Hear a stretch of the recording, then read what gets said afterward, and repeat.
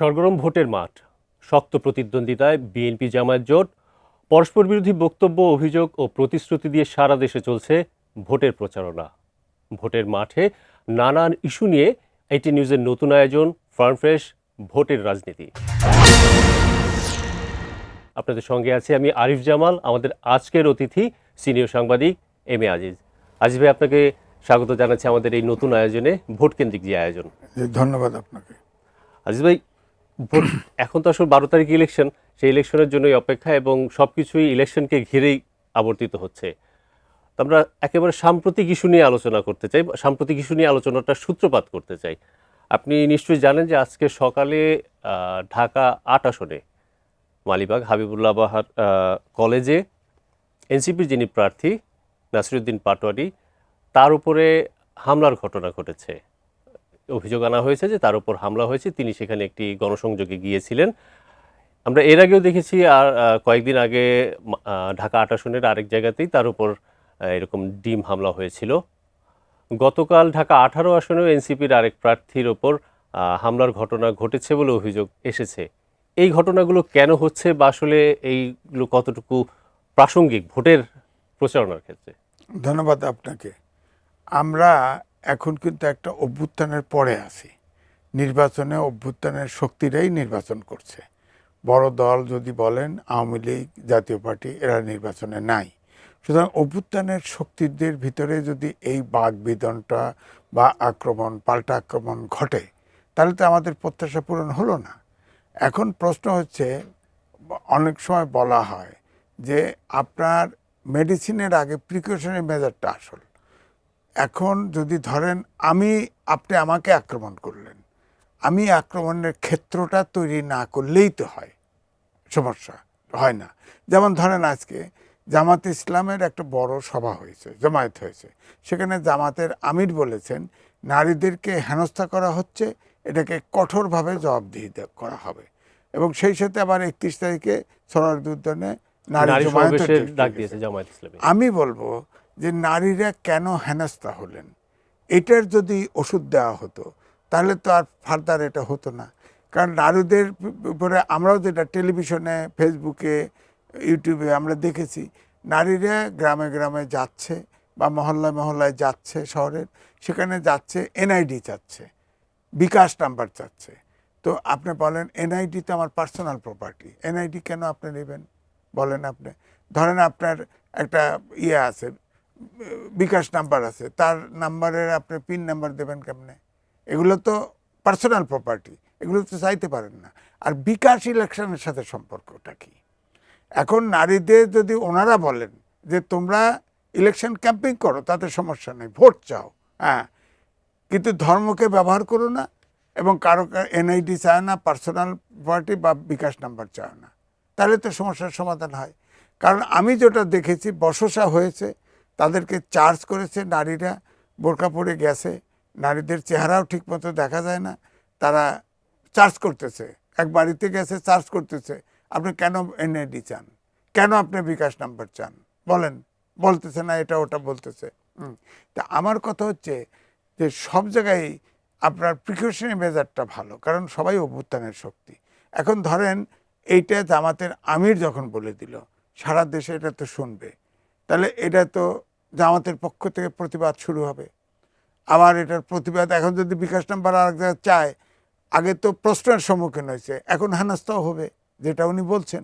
সুতরাং আমার কথা হচ্ছে এমন কিছু ঘটানো উচিত না, এমন কথা বলা উচিত না যেটাতে সংঘাত সংঘর্ষ ডেকে আনে। মানে সৌহার্দ্যের পরিবেশটা বজায় রাখতে হবে, বিষয়টা তো তাই। অবশ্যই। এখন এই যে অভ্যুত্থানের পক্ষে শক্তি সবাই এবার ইলেকশনে আছে, এর আগে যখন আমরা নির্বাচনগুলোতে দেখেছি যে প্রচারণার সময় অনেক ধরনের ঝামেলা হয়, বিভিন্ন এক দলের সাথে আরেক দলের মারামারি। যেমন আজকেও শরীয়তপুরে কিন্তু একটা ঘটনা ঘটেছে, জামাত ইসলামী এবং বিএনপির সমর্থকদের মধ্যে মারামারির ঘটনায় কমপক্ষে 10 জন আহত হয়েছে। অতীতের নির্বাচনগুলোতে আমরা প্রচারণার সময় অনেক সহিংসতার ঘটনা দেখেছি, সেই তুলনায় এইবার কি খুব বেশি মনে হচ্ছে নাকি কম মনে হচ্ছে? না, আমার কাছে বেশি মনে হচ্ছে না। কারণ আগে যে নির্বাচন, ধরেন এই যে ফেসিবাদ পালিয়ে যাওয়ার আগের যে 3টা নির্বাচন, তখন তো ভোটই দিতে পারে না, সেটার বাদ ভোট দিয়ে আমি কেন্দ্রেই বলছি, যেতে পারে আমি না। 2014 তারপরে আগের গুম হিসেব বলছি। খুন সব ক্ষেত্র তো পরিস্থিতি তৈরি করা হয়েছে যাতে করে নির্বাচনে কেউ না আসে, এমন একটা পরিস্থিতি তৈরি হয়েছে, সেটা তো বলার অপেক্ষা রাখে না। কিন্তু এবারে তো অভ্যুত্থানের শক্তি আপনার নির্বাচন করছে, তারা কেন এই প্রতিযোগিতায়, ভোটের প্রতিযোগিতায় মারামারি হানাহানিতে যুক্ত হবে? ধরেন আপনার হাদি হত্যা হয়েছে, তার আগেও মারা গেছে চিটাগাঙে, তারপরেও কয়েকটি ঘটনা ঘটেছে, এখন ধরেন হামলা পাল্টা হামলা হয়েছে। হ্যাঁ, এটা আমার তারপরেও প্রত্যাশা অভ্যুত্থানের পরে এটাও না হোক। পাটোয়ারি এনসিপির নেতা ছিলেন, তিনি মুখপাত্র ছিলেন, অনেক বক্তৃতা দিয়েছেন, যে বক্তব্যটা অনেকের কাছে গ্রহণযোগ্য হয় নাই। আমেরিকায় গেলেও আমাদের এখন যে পাটোয়ারির যে কথাটা বললেন যে পাটোয়ারির অনেক বক্তব্য আসলে অনেকের কাছে পছন্দ হয়নি, এখন উনি তার প্রচারণা চালানোর সময় যে বক্তব্যগুলো রাখছেন সেইগুলো নিয়েও কি আসলে মাঠটা উত্তপ্ত হচ্ছে কিনা? না, কিছু কথা তো শুনেছি, উনি আর্গুমেন্ট করে ভোটারদের সাথে। কেন করে? উনি তো প্রার্থী, উনি সংযত থাকবেন। আর তিনি যেহেতু প্রার্থী, তাকে ভোট আপনি দিয়েন না, তাকে তো আক্রমণ করার কোনো প্রয়োজন নেই, তাহলে তো রাজনৈতিক পরিবেশ নষ্ট হবে। যিনি ভোটার, তার পাশফেল, ধরেন আপনার আমার উপরে তো প্রার্থীর পাশফেল নির্ভর করে, আমি তাকে আক্রমণ করতে যাব কেন? আমার পছন্দ হলে ভোট দেবো না, আবার প্রার্থীও তার সাথে একটা কথা বললো, আর্গুমেন্ট করার মানে আমাদের দরকার নাই। সহনশীলতাটা বজায় রাখতে হবে অবশ্যই, সবার ক্ষেত্রে, প্রার্থীর অবশ্যই। ক্ষেত্রে এবং ভোটারদের ভোটারদের ক্ষেত্রে। জামাতের পক্ষ থেকে বা জামাতের প্রার্থীরা বিচ্ছিন্নভাবে যে কথাগুলো বলছে, তারেক রহমান তার জনসভায় যেটা জবাব দিয়েছেন সেটার মধ্যে তো আমরা বেশ সৌহার্দ্য দেখেছি। না, ওইটাই, সে তো কিন্তু আলোচনার মতো। চিটাগাং যখন সভা করছে, এক তরুণ বিভিন্ন ইউনিভার্সিটির ছেলেদের আনছে, তাদেরকে তারা প্রশ্ন করছে, তিনি উত্তর দিচ্ছেন, তারপর আবার জনসভা করছে। এবং যতটা সম্ভব তিনি দেখেন, তার মা, তার বাবা কোনোদিন কিন্তু ব্যক্তিগতভাবে অ্যাটাক করে নাই, খুব কম। হ্যাঁ, একটা অ্যাটাক বেগম খালেদা যে করছিল, যে ওই যখন বালুর টাক দিয়ে আটকানো হয়েছিল, তখন বলছিল গোপালগঞ্জের নাম থাকবে না, এরকম। তিনি পরবর্তীতে বলেছেন, এই কথাটি বলা আমার ঠিক হয় নাই এই জীবনে। আপনি দেখেন 7 তারিখে, 5ই আগস্টে পরিবর্তন হয়েছে, 7 তারিখে তার বক্তৃতা দিছে পল্টনের জনসভায়, তিনি কিন্তু কোনো বলে নাই সবাইকে এক হতে হবে, সবাই মিলে দেশ করতে হবে। তিনি প্রতিহিংসার কথা, তিনি তো আসলে যেভাবে জেলখানায় রেখে তাকে কষ্ট দেওয়া হয়েছে, এবং মোটামুটি বলা যায় সে মিথ্যা অভিযোগে তাকে শেষ পর্যন্ত তাকে জীবন দিতে হয়েছে, কিন্তু আপোষ করে নাই। কিন্তু তারপরে সে প্রতিহিংসার কথা বলে। তার মধ্যে এই জিনিসটা কিন্তু আসলে তিনি জীবিত যখন ছিলেন তখনও প্রশংসিত হয়েছিল, মৃত্যুর পরে সেই বিষয়টি নিয়ে আলোচনা হয় যে তার বক্তব্যের মধ্যে সবসময় শালীনতাটা বজায় ছিল। সেই শালীনতা বজায় রেখে তিনি রাজনীতি করেছেন দীর্ঘ সময়, এবং যে কারণে তার প্রতিফলনটা আমরা তার জানাজায় দেখেছি, লাখো মানুষের উপস্থিতি। আচ্ছা, এই বিষয় সহ ভোটের সার্বিক বিষয় নিয়ে আমরা আরও আলোচনা করব। আমরা একটা বিরতিতে যাব। দর্শক, ফার্ম ফ্রেশ ভোটের রাজনীতিতে এই মুহূর্তে আমরা একটা ছোট্ট বিরতি নিচ্ছি। বিরতির পর কিছুক্ষণ পর আবার ফিরব।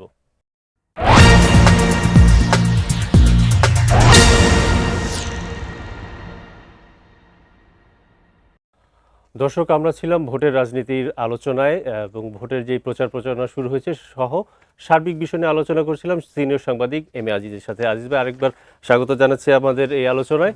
আমরা বিরতির আগে যে বিষয়টি নিয়ে আলোচনা করছিলাম, যে এই হামলা পাল্টা হামলা বা বিভিন্ন বক্তব্য, তো গতকাল তারেক রহমানের একটি বক্তব্য আমার কাছে একটু উদ্বেগজনক মনে হয়েছে, অথবা আপনার কাছে মনে হয়েছে কিনা সেটু আসলে একটু আলোচনা করার জন্য, শেয়ার করার জন্য। তিনি কালকে হাতিয়ায় একটি জনসভায় ভার্চুয়ালি কানেক্ট হয়েছিলেন, এবং সেই জনসভায় কানেক্ট হয়ে একটি কথা বলেছেন, শেষের দিকে একটি কথা বলেছেন ভোটারদের প্রতি, বিএনপির সমর্থকদের প্রতি, যে নামাজের ঠিক পরপরই চলে যেতে হবে ভোট কেন্দ্রে, ভোট কেন্দ্রের বাইরে গিয়ে লাইন দিতে হবে, এবং যারা অন্য ধর্মের আছে, অর্থাৎ মুসলমান ধর্মের না, তাদেরকেও সাথে করে নিয়ে যেতে হবে ভোট কেন্দ্রের সামনে, গিয়ে সেখানে অপেক্ষা করতে হবে, লাইন ধরতে হবে, ভোটটা দিতে হবে। সেই সাথে শুধু ভোট দিলে হবে না, ভোট কেন্দ্রের সামনেই থাকতে হবে। আমি যদি তারেক রহমানের বক্তব্য ধরে বলি, যে তিনি বলেছেন যে ওখানে থাকতে হবে এবং ভোটের হিসাবটি কড়ায় গণ্ডায় বুঝে নিতে হবে। এই প্রশ্নটি আসলো কেন? দেখেন, এটার অনেকগুলো কারণ আছে। একটা হচ্ছে, এবারে পোস্টাল ব্যালট আছে প্রায় 16 লাখ। হ্যাঁ, দেশের ভিতরে আগেও ছিল পোস্টাল ব্যালট, কিন্তু এবার প্রবাসী ভোটার আছে, এবং এই ভোটার বিশেষ করে আপনার মিডল ইস্টের যে ভোটার এক জায়গায় সব ভোট জড়ো হয়েছে এবং এইটা কিন্তু এই ভোটটা অনেক রাস্তা পার দিয়ে আসবে, ডাকে আসবে না। ধরেন একটা লোক সঠিক ভোটই দিল, ভোট দিলেও দেখা গেল আসার পথে মাঝপথে কোনো জায়গায় ভোটটা খোলা হলো, খুলে ধরেন আমার পছন্দ মতো আমি খুললাম, আমার পছন্দ মতো ভোটটা পড়ে নাই, আমি আরেক জায়গায় আরেকটা টিক দিলাম, ভোট ক্যান্সেল। এটা তো পোস্টাল ব্যালটের কথা বলছেন। আমি দুই, বলছি যে ভোট কেন্দ্রগুলোতে আসলে আমি এক অর্থে ওইটাই আসতেছি। পাহারা দেওয়ার একটা ইঙ্গিতই দিয়েছেন কিন্তু আচ্ছা, তারেক রহমান। তারপরে এবারে ভোট ট্রান্সফার হয়েছে, প্রায় 7 লক্ষ ভোটার ট্রান্সফার হয়েছে, এটাও কিন্তু বাড়তি। হ্যাঁ, দ্বিতীয়টা হচ্ছে যে আপনার এই যে আরও উপসর্গ আছে, তো সুতরাং এগুলো তো সংশয় তৈরি করে। আর দ্বিতীয়টা হচ্ছে তার প্রতিদ্বন্দ্বী এবার জামাত, এটা বুঝতে হবে জামাতের যে ঐক্যজোট সেইটা। জামাত কিন্তু অনেক কৌশল অবলম্বন করতে পারে, অনেক ধরেন জাহিরি এবং বাতনি বলে, অনেক বাতনি কৌশল তার থাকে। সুতরাং নেতাকর্মীদের এই জন্য তিনি সতর্ক করেছেন আগের থেকে যাতে ভোট কেন্দ্রে ধরেন কথার কথা এই যে ব্যালট পেপারগুলো যে যাবে, যারা ভোট দিবে, ভোটে যদি 2 নম্বরই হয়, হয়তো এখন তো ধরেন এই যে বিকাশ চাচ্ছে, আপনার এনআইডি চাচ্ছে, কেন চাচ্ছে বলেন? এই প্রশ্নের উত্তর নাই তো।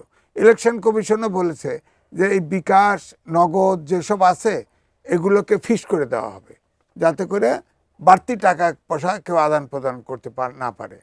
আবার ফের এই যে পোস্টাল ব্যালট, সেটার ব্যাপারেও বলছে যে যারা আমাদের দূত এমবেসিগুলোকে কাজে লাগানো হয়েছে, গোয়েন্দা সংস্থাদের সাথে বৈঠক করেছে, বলেছে এরপরে যদি কারো ব্যাপারে এরকম অভিযোগ আসে তাকে প্রয়োজনে রিপ্রেজেন্টেট করা হবে।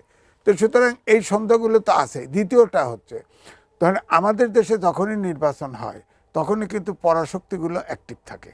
হ্যাঁ, তো অ্যাক্টিভ থাকে কোন কৌশলে কে, ধরেন এখন তার প্রতিদ্বন্দ্বী জামাত, হ্যাঁ, এখন জামাত তো আমেরিকার সাথেও যোগাযোগ রাখে, ভারতের সাথেও যোগাযোগ রাখে, সব জায়গায় যোগাযোগ রাখে।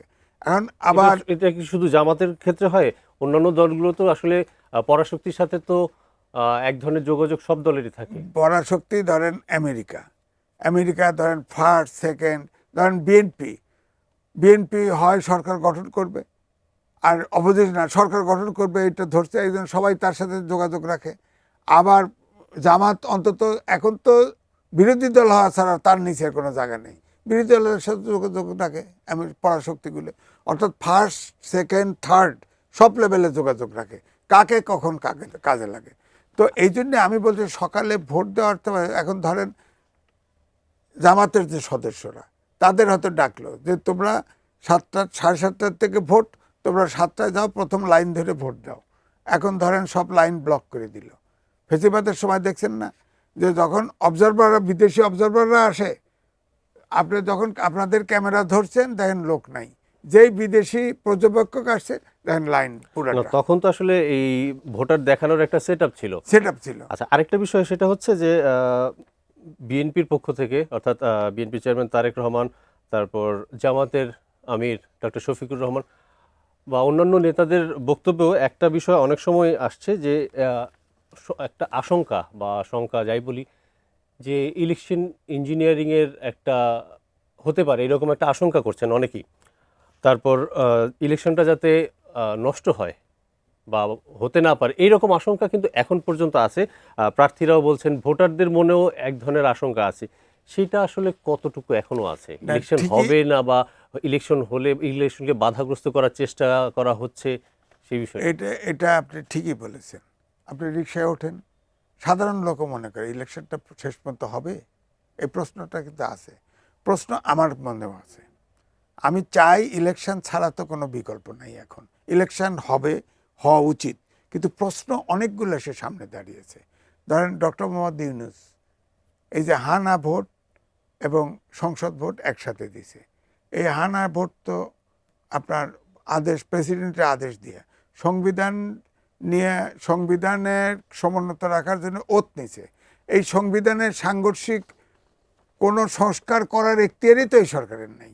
আমি তো মনে করি এটা অবৈধ, এবং এই অবৈধটা যখন আপনি আদেশ দিয়ে জারি করলেন, একসময় তো চ্যালেঞ্জ হতে পারে দুই, সেই জন্যই হয়তো গণভোটের এই আয়োজনটি। আর গণভোটের আয়োজনটা দুই রকম হতে পারে।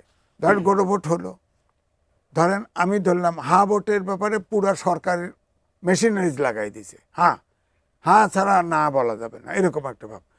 আচ্ছা আপনি বলেন তো, ডিসি রিটার্নিং অফিসার থাকবে, এসপি সিকিউরিটির জন্য থাকবে, ইওনও থাকবে, এরা সরকারের অংশ না, তারা কি করবে? সুতরাং সরকার এখানে এক হচ্ছে নিরপেক্ষ থাকা উচিত, দুই এইটা 40টা মৌলিক সংস্কার 4 দফার মধ্যে আনছে। 4 দফা আপনি পড়ে দেখেন, ওয়ান স্ট্রোকে আপনি বুঝবেন না। 30% লোক এদেশে অক্ষর জ্ঞানহীন, তারা কিভাবে বুঝবে? হয় হ্যাঁ সেই দিবে, বিষয়টি নাহলে না হয়েছে দিবে। আসলে মানে দুই, যে গণভোটের যে আরো বিষয়গুলো আলোচনা বুঝতে একটু আছে। হয়তো সাধারণ মানুষের জন্য কিছুটা সমস্যা হবে। কঠিন আরো প্রশ্ন আছে। ধরেন আপনি এই গণভোট সাধারণত সংসদে আলোচনা, আলটিমেটলি সংসদে আলোচনা পাশ করতে হবে। তো সংসদ হবে, সংসদ বলা হচ্ছে যে এইটা আসলে সংস্কারের জন্য একটা স্পেশাল অ্যারেঞ্জমেন্ট সংসদ করবে। আচ্ছা, এই বিষয়টিগুলোর সাথে আমি আমাদের সময় যেহেতু একটু শেষ হয়ে যাচ্ছে, আরেকটি বিষয় নিয়ে একটু শেষ করবো। আর কি, দুইটা দলের পক্ষ থেকে একটা বিষয়, কয়েকটা বিষয় নিয়ে বলা হচ্ছে। এর অন্যতম একটা বিষয় হচ্ছে আইন শৃঙ্খলা পরিস্থিতি যে কোনো মূল্যে নিয়ন্ত্রণে নিয়ে আসতে হবে, যেটা আমরা গত 1.5 বছরে তার অনেকটুকু ব্যত্যয় দেখেছি। আরেকটা বিষয় হচ্ছে দুর্নীতি দমনকে দুই দলই সর্বোচ্চ অগ্রাধিকার দিবে। এই দুই দল, যেই দলই ক্ষমতা আসুক, সেটা বিএনপি জোট আসুক অথবা জামায়াত জোট আসুক, তারা কতটুকু সক্ষম হবে? কারণ 16-17 বছরের যে লিগাসি, সেটা কিন্তু এখনো আমাদের বয়ে বেড়াতে হচ্ছে। দুর্নীতি, অনিয়মের বা আইন শৃঙ্খলা পরিস্থিতির যেই অবনতির, সেটা কতটুকু পারবে? দেখেন 54 বছরে মানুষের মনোজগতে যে পরিবর্তন, আপনি আমি সৎ আছি, আমার মনে হয় সুযোগের অভাবে মনোজগৎ কিন্তু সব দুর্নীতিগ্রস্ত হয়ে গেছে।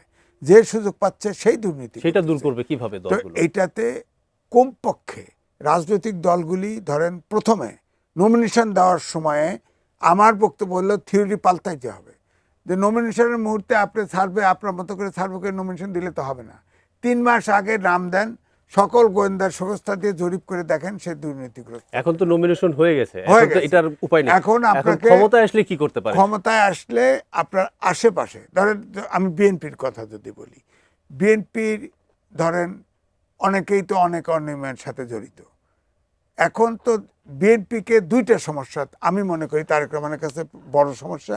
এক, বিএনপিকে দুর্নীতিমুক্ত করতে হবে। 2, বিএনপির ভিতরে গুপ্ত জামাত আছে কমপক্ষে 20%। বিএনপিকে মধ্যপন্থা জাতীয়তাবাদী দল করতে হবে। আর তাহলে যদি জামাতে আমি- ইসলাম যে দুর্নীতির কথা বলে, জামাতে ইসলাম কিন্তু গুপ্তভাবে দুর্নীতি করে। আচ্ছা, আমরা Institutional দুর্নীতি। আমাদের আসলে স্বল্প সময়ের যেটা আয়োজন ছিল সেটি আসলে শেষের দিকে। তো যদি আমি সামারাইজ করি, তাহলে বলতে পারি যে বিএনপি বা জামাত যেই দলই ক্ষমতায় আসুক, দুর্নীতির বিরুদ্ধে তাদের নিজস্ব অ্যাক্টিভনেসটা বাড়াতে হবে এবং অ্যাক্টিভনেসটা একদম জিরো, জিরো টলারেন্স প্রকৃতপক্ষে জিরো। এবং অনেক দেশে দুর্নীতি করলে ক্যাপিটাল পানিশমেন্ট আছে, আমাদের দেশে আইন হয় না কেন দুর্নীতির জন্য? ঠিক আছে, আজিজ আবার ভাই, দুর্নীতি করবেন আপনি দেখেন সব দ্বৈত নাগরিক আইনে আছে, দ্বৈত নাগরিক ব্যাংক ডিফল্টার, তাদের নমিনেশন দিলেন কেন? আচ্ছা, এই বিষয়গুলো নিয়ে আমরা নিশ্চয়ই আরেকদিন আলোচনা করব। আজকের মতো এখানে শেষ করব। আমাদের সাথে সময় দেওয়ার জন্য আপনাকে অনেক অনেক ধন্যবাদ। অনেক ধন্যবাদ। দর্শক, আমরা এতক্ষণ ছিলাম এটি নিউজের যে নতুন আয়োজন ফার্মফ্রেশ ভোটের রাজনীতি। আজকে আমরা আলোচনা করলাম সিনিয়র সাংবাদিক এম.এ. আজিজের সাথে ভোটের সার্বিক বিষয় নিয়ে। আজকের মতো ভোটের রাজনীতির এই আয়োজন এখানেই শেষ করছি।